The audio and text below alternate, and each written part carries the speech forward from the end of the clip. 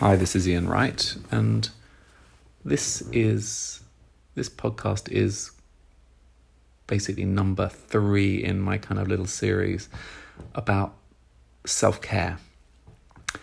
And in this one, we're going to just start to tackle the minefield, which is nutrition and diet. It's something that we all pay a great deal of attention to in this modern world, and have great concerns, obviously, with regards to giving the maximum nutrition to our children. My next podcast I'm going to do will be specifically about children and children's diets and nutrition in children, because that's a whole different subject. I'm going to talk about this more from an adult point of view in this particular one, and just cover some of these subjects, which to me is a minefield, but I've kind of formed a view on it, which, well, you may or may not agree with, but it's just something to explore anyways. I mean, obviously the biggest issue in the Western world is this rocketing obesity, and the issue of sugar I talked about in the last podcast with regards to anxiety and sleep. But sugar is obviously one of the biggest troublemakers, and no health food diet that is really out there advocates the high use of sugar. I mean, there's one or two that talk about taking lots of sugars from fruits, and there's a lot of that are actually not into fruit eating, but I'll talk about this a little bit. I mean, so what have we got? We've got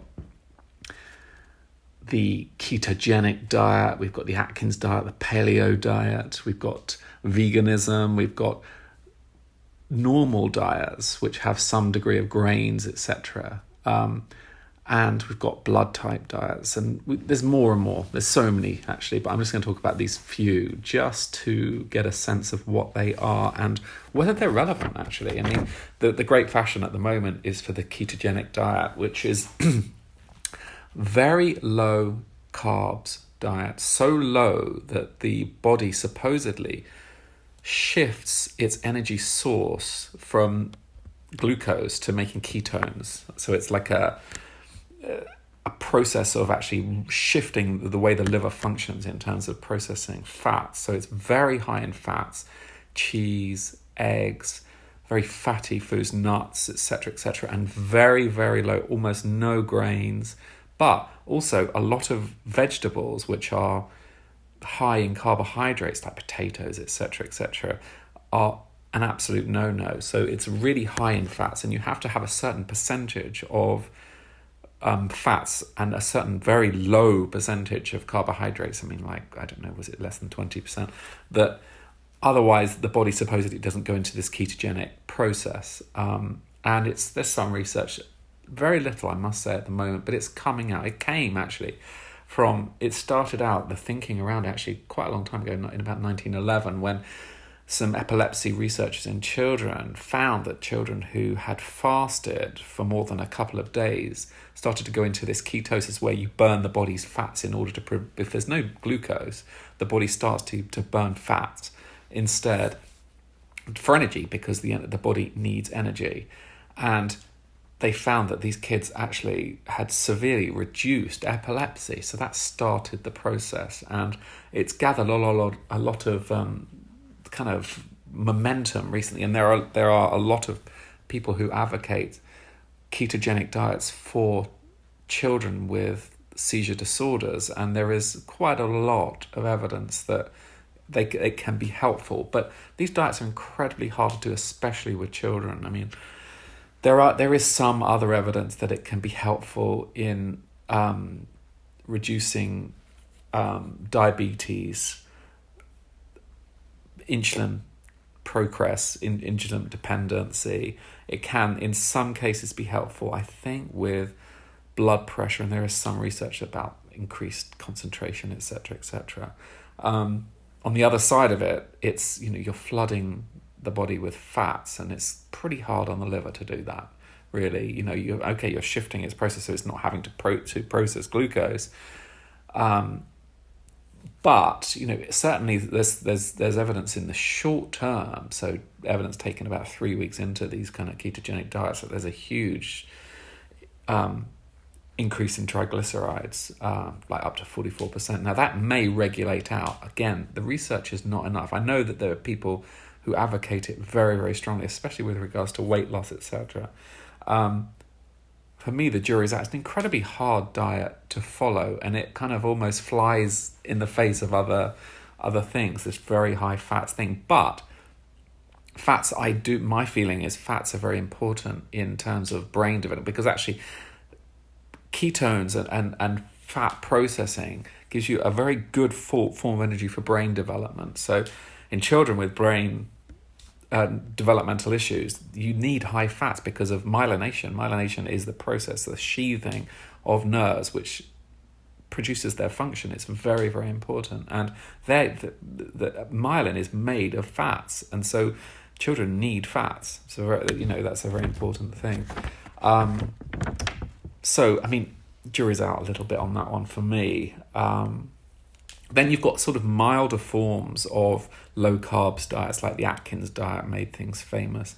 And now more recently, the paleo diet, which is lean meats, fish, fruits, nuts and seeds, very few grains. Again, it's using, paleo meaning Paleolithic, meaning caveman diet, and cavemen did not produce agricultural cereal crops. That's the point of it.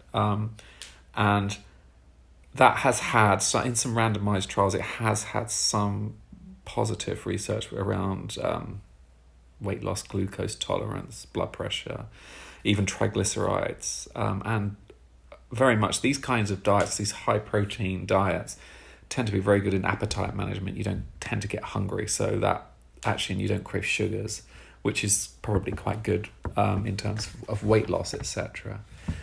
Now, going the other way around, the complete other way around to this is looking at a vegan diet.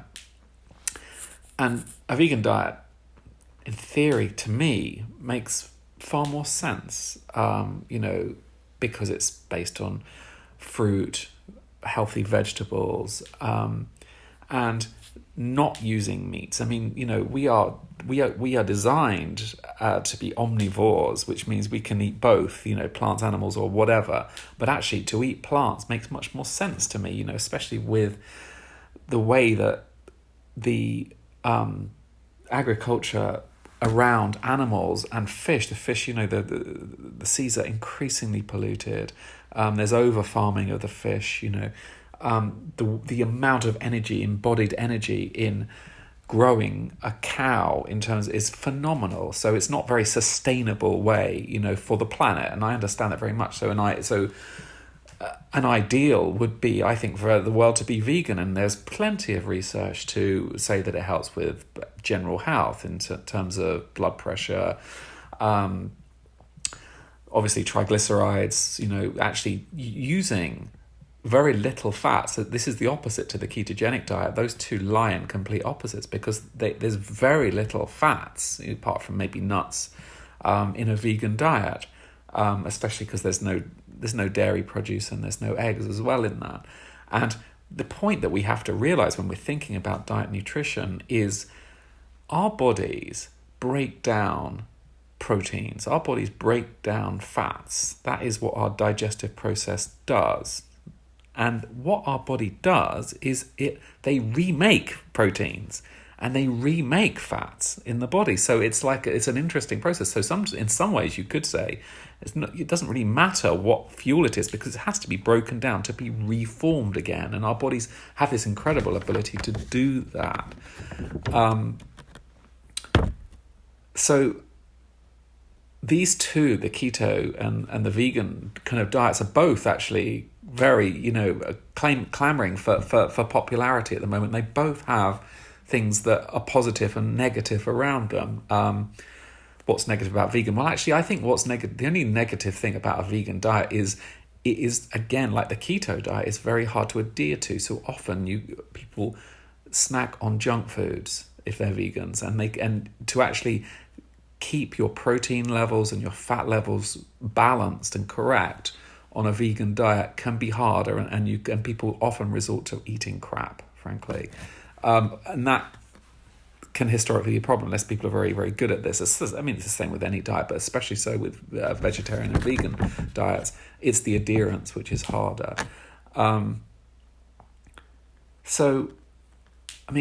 With all these different dietary types, where do you go? What is the right way for you? Now, one way of looking at it, which I personally subscribe to and think works well, is actually this whole idea of eating for your blood type. And look that up online, because it's very interesting, because different types of blood in this thinking have different tendencies in terms of what they need and what they require. So, for example, type O blood favors low grains, doesn't respond well to grains, more protein, vegetable base suits them better. And there are, I think it's type A's and type AB that actually suit more high carbohydrate vegan type diets. Now this personally, because I've been 25 years on looking at nutrition from different ways, and if you look at the research, there's research that helps that supports every different type of nutrition apart from possibly sugar. And fasting is a whole different subject, which I'll talk about in another podcast.